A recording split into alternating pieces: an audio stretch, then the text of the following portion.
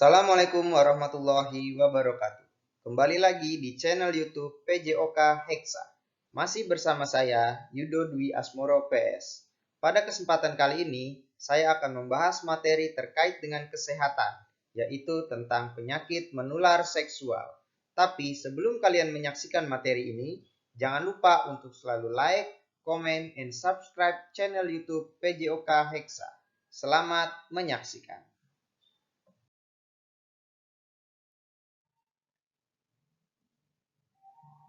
Pada materi PMS kali ini, akan ada dua kompetensi yang harus kalian kuasai. Yang pertama, kompetensi terkait ilmu pengetahuan, di mana kalian harus dapat menganalisis langkah-langkah melindungi diri dan orang lain dari penyakit menular seksual. Dan kompetensi yang kedua terkait dengan keterampilan. Kalian harus dapat mempresentasikan hasil analisis langkah-langkah melindungi diri dan orang lain dari penyakit menular seksual. Sekarang kita masuk ke hakikat penyakit menular seksual. Mungkin kalian telah banyak mendengar tentang penyakit menular seksual. Tapi, apakah kalian tahu apa yang dimaksud dengan penyakit menular seksual? Penyakit menular seksual atau PMS adalah penyakit yang pada umumnya ditularkan melalui hubungan intim atau hubungan seksual yang tidak aman. Penyakit menular seksual ini juga dikenal dengan istilah infeksi menular seksual atau IMS dan juga penyakit kelamin atau venereal disease.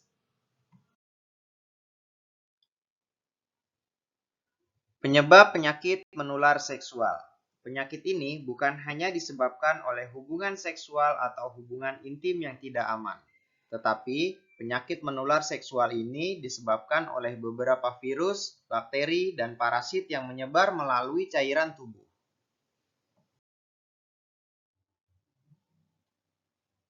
Gejala penyakit menular seksual. Ada beberapa gejala yang timbul apabila seseorang terjangkit PMS. Yang pertama, mengalami perubahan pada warna urin. Biasanya urin akan menjadi lebih pekat. Kedua, rasa nyeri atau sakit saat atau selama berhubungan seksual. Ketiga, timbul kutil atau memar di sekitar alat kelamin, baik laki-laki ataupun perempuan. Gejala yang keempat yaitu timbul rasa sakit pada bagian panggul atau perut bagian bawah. Kelima, misfi atau vagina pada perempuan akan mengalami rasa panas dan gatal. Selanjutnya masih dialami oleh perempuan, yaitu keputihan yang tidak wajar atau abnormal atau bahkan timbul pendarahan pada bagian vagina, tetapi bukan menstruasi. Gejala selanjutnya dirasakan oleh laki-laki, yaitu keluar cairan pada Mr. P atau alat kelamin, biasanya cairan ini berupa nanah. Dan yang terakhir, saat buang air kecil akan terasa nyeri atau menyakitkan disertai dengan rasa yang panas.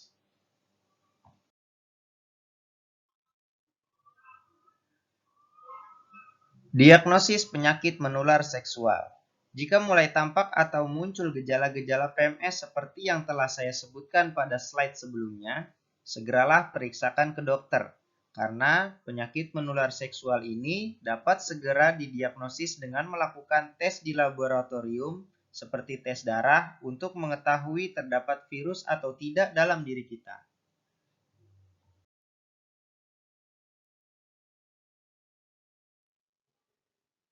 Sekarang kita akan membahas PMS berdasarkan penyebarannya.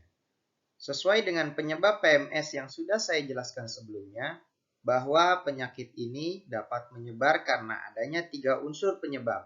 Yang pertama, penyakit ini dapat menyebar karena adanya virus, kedua karena adanya bakteri, dan yang ketiga penyakit ini juga dapat menyebar karena adanya parasit atau jamur dalam tubuh manusia.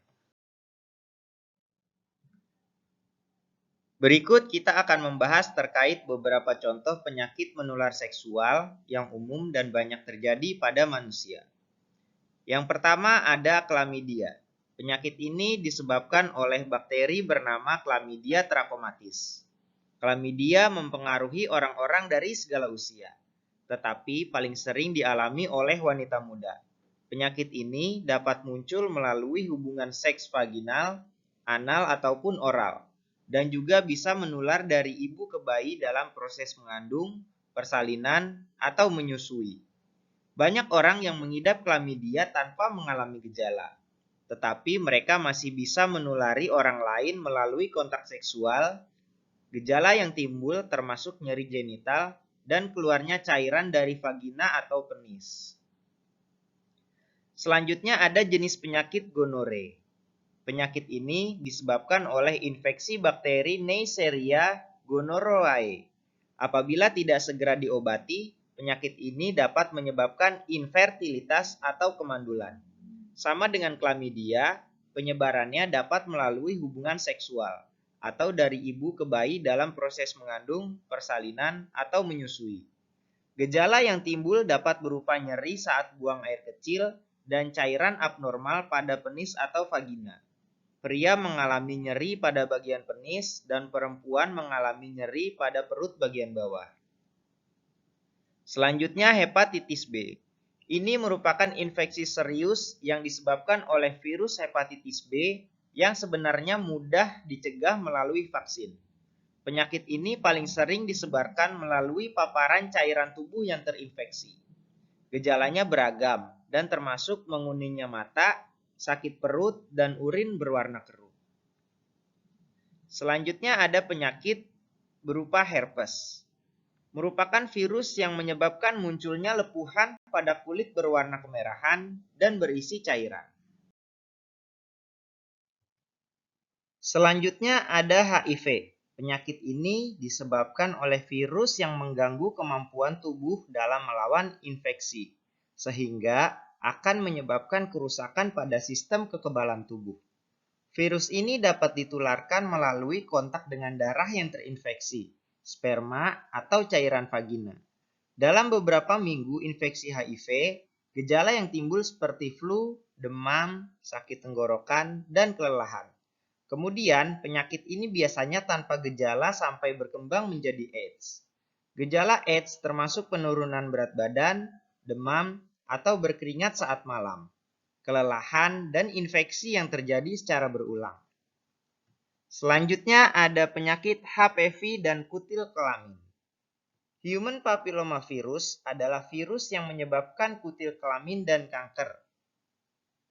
Infeksi yang menyebabkan kutil di berbagai bagian tubuh tergantung pada strain kutil itu. Virus papiloma manusia atau HPV adalah penyakit menular seksual yang paling umum. Banyak orang dengan HPV tidak menunjukkan gejala apapun, tapi masih bisa menulari orang lain melalui kontak seksual. Gejala mungkin termasuk kutil pada alat kelamin atau kutil di sekitarnya. Tidak ada obat untuk virus, dan kutil dapat menghilang dengan sendirinya. Pengobatan berfokus pada menghilangkan kutil. Vaksin yang mencegah strain HPV yang paling mungkin menyebabkan kutil kelamin dan kanker serviks direkomendasikan untuk anak laki-laki dan perempuan. Selanjutnya ada sifilis. Penyakit ini disebabkan oleh bakteri Treponema pallidum, biasa disebut dengan istilah raja singa. Infeksi bakteri yang biasanya menyebar melalui kontak seksual dan dimulai dengan luka tanpa rasa sakit. Sifilis terjadi dalam beberapa tahap dan gejalanya bervariasi pada setiap tahap. Tahap pertama melibatkan luka tanpa rasa sakit pada alat kelamin, dubur, atau mulut. Setelah sakit awal sembuh, tahap kedua ditandai dengan ruam. Kemudian, tidak ada gejala sampai tahap akhir yang mungkin terjadi beberapa tahun kemudian. Tahap akhir ini dapat mengakibatkan kerusakan otak, saraf, mata, atau jantung. Sifilis dapat diobati dengan penisilin. Pasangan seksual juga harus diobati. Yang terakhir ada trichomoniasis. Penyakit menular seksual yang disebabkan oleh parasit Trichomonas vaginalis. Trichomoniasis adalah salah satu infeksi menular seksual yang paling umum. Faktor resiko meliputi pasangan seksual yang berganti-ganti dan tidak menggunakan kondom saat berhubungan seksual. Trichomoniasis menyebabkan keluarnya cairan berbau busuk pada vagina, kelamin gatal, dan nyeri pada saat buang air kecil pada wanita. Pria biasanya tidak memiliki gejala apapun. Komplikasi trichomoniasis bagi ibu hamil termasuk resiko kelahiran prematur.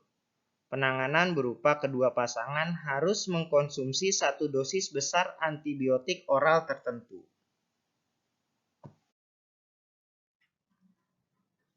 Sekarang kita masuk ke penanggulangan PMS. Ada 3 cara yang dapat dilakukan untuk menanggulangi atau mencegah terjadinya penyakit menular seksual. Yang pertama, penanggulangan dari dalam diri sendiri. Dapat dilakukan seperti setia kepada pasangan, memastikan penggunaan jarum suntik yang digunakan steril, menjaga kesehatan reproduksi, memperkuat sistem kekebalan tubuh. Kalian dapat melakukan kegiatan olahraga secara rutin dan minum multivitamin. Melakukan pemeriksaan kesehatan rutin. Yang kedua, penanggulangan dari dalam keluarga. Pertama, berupa pencegahan non-seksual dengan cara pemeriksaan darah. Yang kedua, penyuluhan dan edukasi terkait pendidikan seksual dari orang tua kepada anak sejak dini. Seorang ayah harus dapat memberikan informasi dan pendidikan seksual kepada anak laki-laki, dan sebaliknya, ibu dapat memberikan pendidikan seksual kepada anak perempuan. Yang ketiga, penanggulangan dari masyarakat.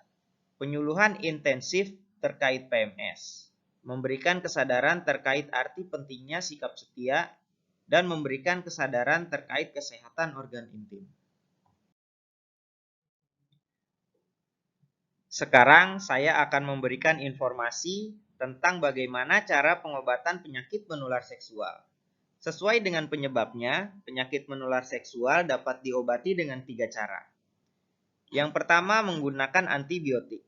Digunakan untuk mengobati berbagai penyakit menular seksual yang disebabkan oleh infeksi bakteri. Yang kedua, dengan antivirus. Hanya bertujuan untuk meredakan gejala dan mengurangi resiko penyebaran. Obat antivirus bekerja dengan cara mematikan serangan virus, menghambat, serta membatasi reproduksi virus di dalam tubuh. Penggunaan obat antivirus hanya diberikan berdasarkan saran dari dokter. Yang terakhir, menggunakan anti jamur.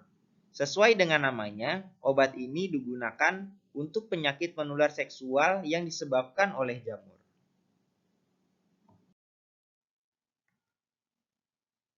Dari penjelasan yang telah saya berikan, kita dapat mengambil kesimpulan bahwa PMS merupakan salah satu penyakit yang berbahaya bagi kesehatan.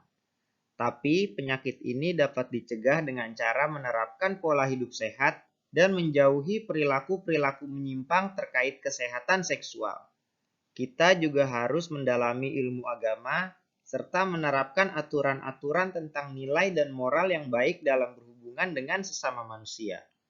Kenali gejala dan penyebabnya, periksakan kesehatan diri dan keluarga secara rutin, serta selalu menjaga diri dari hal-hal yang bersifat negatif. Demikianlah materi terkait penyakit menular seksual yang dapat saya berikan.